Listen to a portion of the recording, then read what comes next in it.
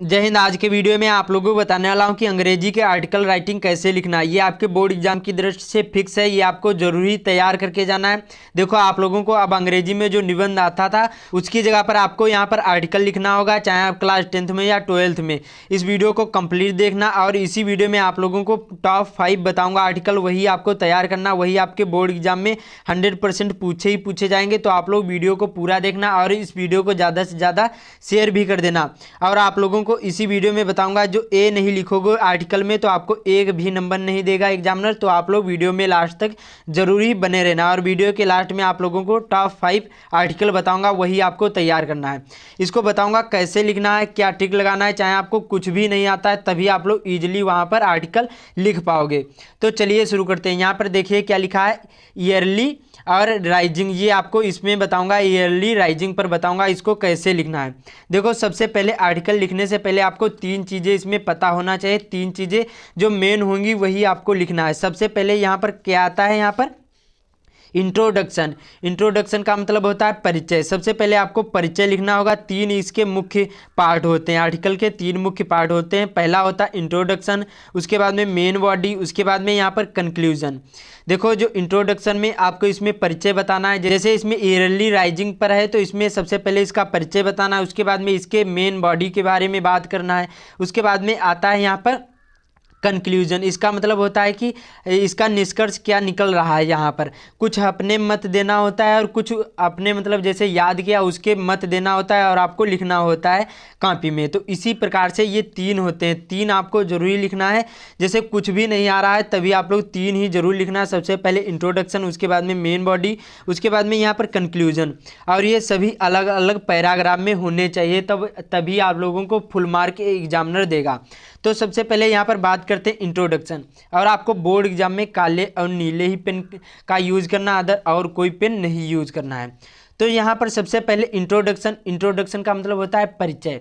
तो सबसे पहले इसमें देखो इसमें आपको क्या लिखना है। ये ईयरली राइजिंग पर है। अभी आप लोगों को 4 आर्टिकल बताऊंगा, वही आपको तैयार करना और ये 5वां है। 5 तैयार कर लेते तो आपके बोर्ड एग्जाम में 100% पूछे ही पूछे जाएंगे। और नहीं भी पूछे जाएंगे तभी आप लोगों को बताऊंगा कैसे आपको तैयार करना है, कि क्या क्या लिखा जाता है, कि जिससे आप लोग इजीली उसको लिख पाओगे, कुछ भी नहीं मालूम होगा तब भी। तो सबसे पहले इंट्रोडक्शन, इसका मतलब होता है परिचय। तो कैसे लिखना है इसमें, देखो, देयर इज़ फाइन, ये किस पर है, ईयरली राइजिंग पर है। तो there is fine English saying, मतलब कहता है कि यहाँ पर एक इंग्लिश में कहावत है। क्या है, इंग्लिश में एक कहावत है। क्या कही गई है यहाँ पर, early to bed and early to rise. कहने का मतलब है यहाँ पर जो जल्दी उठना, मतलब जल्दी सोना और जल्दी जागना या उठना आदमी को स्वस्थ और अमीर बनाता है। क्या लिखा है, मेक ए मैन हेल्थी, मतलब जल्दी सोना और जल्दी उठना क्या बनाता है, आदमी को अमीर और यहाँ पर क्या बनाता है, अमीर और स्वस्थ बनाता है। समझ में आया यहाँ तक। उसके बाद में यहाँ पर वेल्दी एंड वाइज, उसके it assert that early rising is a positive and healthy habit, मतलब इसके कहने का मतलब है यहाँ पर जो यह दावा करता है कि जल्दी उठना एक सकारात्मक और स्वस्थ आदत है। यहाँ पर क्या बता रहा है, हेल्दी हैबिट, मतलब यहाँ पर सकारात्मक क्या है, आदत है। इस प्रकार से इसमें आपको इंट्रोडक्शन में लिखना है, इतना ही लिखना है। आपके बोर्ड एग्जाम में देखो कितना पूछा जाता है, 80 शब्द सीमा ही पूछी जाएगी, 80 से यहाँ पर 100 शब्द सीमा। तो आपको ज़्यादा नहीं लिखना है, जितना पूछा जाए उतना ही आपको बोर्ड एग्जाम में लिखना है। ज़्यादा लिखोगे तो आपका केवल टाइम ही बर्बाद होगा। मैंने आप लोगों को इसलिए शॉर्ट में बताया। ये आपका हो गया यहाँ पर इंट्रोडक्शन, परिचय में। फिर से देख लेते हैं यहाँ पर, there is fine English saying, उसके बाद में early to bed and early to rise make a man healthy, उसके बाद में wealthy and wise it assert that early rising is a positive and healthy habit. इस प्रकार से लिखना है। उसके बाद में एक लाइन छोड़कर उसके बाद में दूसरे में क्या लिखना है, यहाँ पर ईयरली राइजिंग में है मतलब जल्दी उठने के बारे में, तो यहाँ पर फ्रेश एयर, मतलब यहाँ पर स्वच्छ हवा। इसमें कैसे लिखना है, देखो आपको 3-4 पैराग्राफ मतलब लिख देना है, 3-4 आपको हेडिंग लिख देना है। इससे क्या होगा, एग्जामिनर अच्छे से देखेगा और आपको फुल मार्क देगा। तो इसमें कैसे लिखना है, द मॉर्निंग एयर, क्या लिखा है, refresh our body and mind, मतलब कहने का मतलब है सुबह की जो हवा होती है हमारे शरीर और दिमाग को क्या करती है, यहाँ पर अच्छा बनाती है, फ्रेश बनाती है, इस प्रकार से। उसके बाद में the nature is calm and quiet, उसके बाद में and the bustle of the world is at two. जैसे कुछ गलत हो जाए तो आपको एक बार केवल काटना, उसको हाईलाइट नहीं करना। हाईलाइट करोगे तो अच्छा नहीं दिखेगा और आपको एग्जामिनर अच्छे मार्क नहीं देगा। इसलिए आपको जैसे कुछ गलत हो जाए तो उसको एक बार केवल काटना है, उसको हाईलाइट नहीं करना। उसके बाद में बेगिन, इस प्रकार से हो गया। तो इसके कहने का मतलब यहाँ पर है जो प्रकृति है ये शांत और शांत है। उसके बाद में और यह दुनिया, जो दुनिया है द वर्ल्ड, या दुनिया जो है ये हलचल को भी अभी से शुरू नहीं हुई है।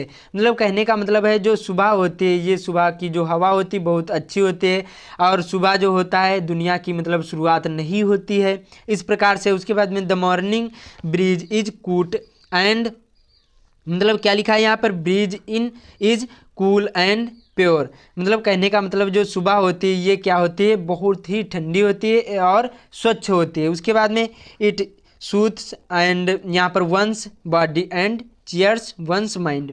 कहने का मतलब यहाँ पर यह है कि जो सुबह की हवा होती है शुद्ध होती है और यह किसी शरीर को शांत करता है और किसी भी मन को प्रसन्न करता है। इस प्रकार से ये हो गया, इसी का अच्छे से आपको समझना, इसी प्रकार से लिखना, ये हो गया। उसके बाद में यहाँ पर तीसरी हेडिंग कौन सी पड़ेगी, यहाँ पर good for studies.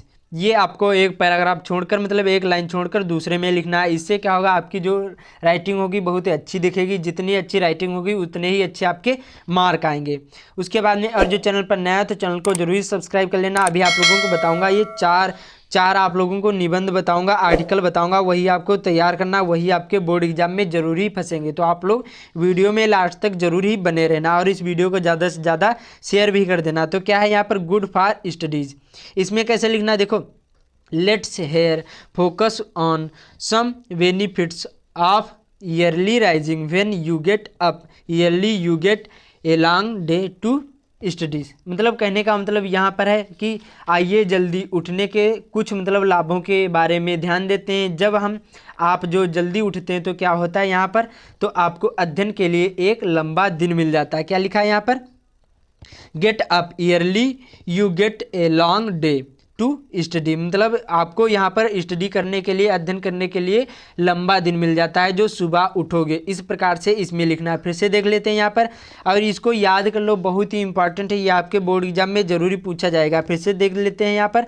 Good for studies, इसमें कैसे लिखना, let's here focus on some benefits of early rising when you get up early you get a long day to study. इस प्रकार से उसके बाद में समझ में आया, इस प्रकार से लिखना। उसके बाद में ये आता है बहुत ही इंपॉर्टेंट चीज़, जो मैंने आप लोगों को वीडियो के शुरुआत में बताया था कि जो ये नहीं लिखोगे तो आपको एक भी नंबर नहीं मिलेगा। तो क्या होता है, कंक्लूजन, इसका मतलब होता है निष्कर्ष। ये आप देखो कुछ मतलब जितना आपने याद किया होगा उतना लिखना होता है, और कुछ अपने बारे में लिखना होता है कि तुम इस बारे में क्या सोचते हो, यही आपको इसमें निष्कर्ष लिखना होता है। तो इसमें कैसे लिखना है और क्या लिखना है ये सभी चीज़ें बताऊँगा। तो आपको ये देखो 3 चीज़ें इंपॉर्टेंट होती है, मैंने पहले ही बता दिया, इंट्रोडक्शन, उसके बाद में मेन बॉडी, इसमें कुछ भी आप लोग लिख सकते हैं, उसके बाद में कंक्लूजन। ये 3 चीज़ें जरूरी लिखना है आपको आर्टिकल में, तभी आपको फुल मार्क एग्जामिनर देगा। और आपने इसमें चाहे कुछ भी नहीं पता हो तभी आप लोग केवल ये हेडिंग जरूरी डालना है, तभी आपको लिखना है। चाहे उसमें कुछ भी नहीं आ रहा तभी आपको हेडिंग जरूरी डालना है, तभी लिखना है। समझ में आया, तभी आपको कुछ ना कुछ एग्जामिनर जरूरी नंबर दे देगा। तो इसमें कैसे लिखना, देखो the man who rise early in the morning gets more, उसके बाद में टाइम टू एक्सरसाइज। तो इसके कहने का मतलब यहाँ पर क्या है कि जो यहाँ पर जो व्यक्ति है ये जल्दी उठता है तो उसे यहाँ पर व्यायाम करने के लिए अधिक समय मिलता है। क्या लिखा है यहाँ पर, early rising in the morning gets more time to exercise. मतलब कहने का मतलब है कि यहाँ जो व्यक्ति जल्दी उठता है तो उसमें जो व्यायाम करने के लिए अधिक समय मिलता है। उसके बाद में क्या लिखा, एक्सरसाइज हेल्प्स यहाँ पर us to remain fit and healthy. कहने का मतलब जो यहाँ पर व्यायाम करोगे तो इससे क्या होगा, हम फिट रहेंगे और हेल्दी रहेंगे, मतलब स्वस्थ रहेंगे, इस प्रकार से। उसके बाद में one can experience the real beauty of nature, उसके बाद में इन द अर्ली मॉर्निंग। कहने का मतलब है कि जब यहाँ पर सुबह उठोगे तो क्या होता है, आपको एक यहाँ पर प्रकृति का जो यहाँ पर नेचर होगा वो आपको रियल मतलब वास्तविक यहाँ पर नेचर देखने के मिलेगा सुबह सुबह। इसलिए सुबह उठना बहुत ही ज़रूरी होता है, कहने का मतलब यहाँ पर यही है। उसके बाद में यहाँ पर early rising bring freshes and inspire activity.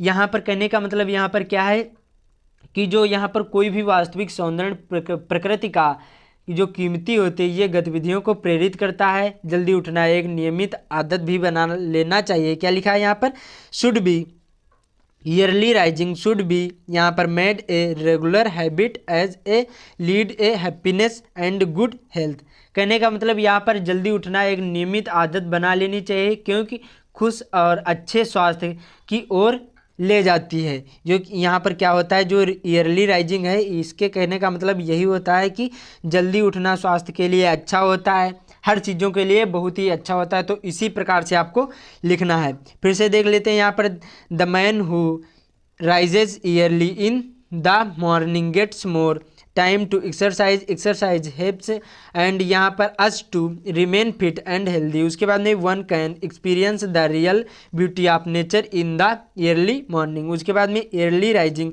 Brings freshness and है इंस्पायर एक्टिविटी। और उसके बाद में early rising should be made a regular habit as it leads to happiness and good health. इस प्रकार से आपको लिखना, इसी प्रकार से आपको बोर्ड एग्जाम में लिखना है। फुल मार्क मिलेंगे और एक भी नंबर नहीं कटेगा। तो आपको इसी प्रकार से लिखना है। केवल आपको 100 से और 80 शब्द सीमा ही लिखना है, इससे ज़्यादा आपको नहीं लिखना है। इससे ज़्यादा लिखोगे तो आपका केवल टाइम ही बर्बाद होगा।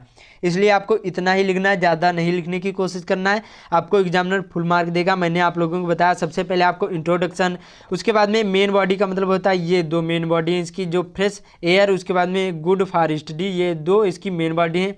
कुछ भी इसमें लिख सकते हो। उसके बाद में यहाँ पर कंक्लूजन, इसका मतलब होता है निष्कर्ष, ये आपको जरूरी लिखना है। इंट्रोडक्शन और कंक्लूजन ये आपको जरूरी बोर्ड एग्जाम में लिखना है, तभी आपको एग्जामिनर फुल मार्क देगा। उसके बाद में अब आप लोगों को बता दूं कौन कौन से आपको तैयार करना, वही आपके बोर्ड एग्जाम में 100% पूछे जाएंगे। तो यहाँ पर दूसरा कौन सा है, द प्रॉब्लम ऑफ अनएम्प्लॉयमेंट, उसके बाद में ऑफ इंडिया, इस पर तैयार कर लेना है आर्टिकल। जैसे आप लोगों को नहीं मालूम कैसे इसको तैयार करना है तो आप लोग कमेंट करना, मैं आप लोगों को वीडियो बना दूंगा।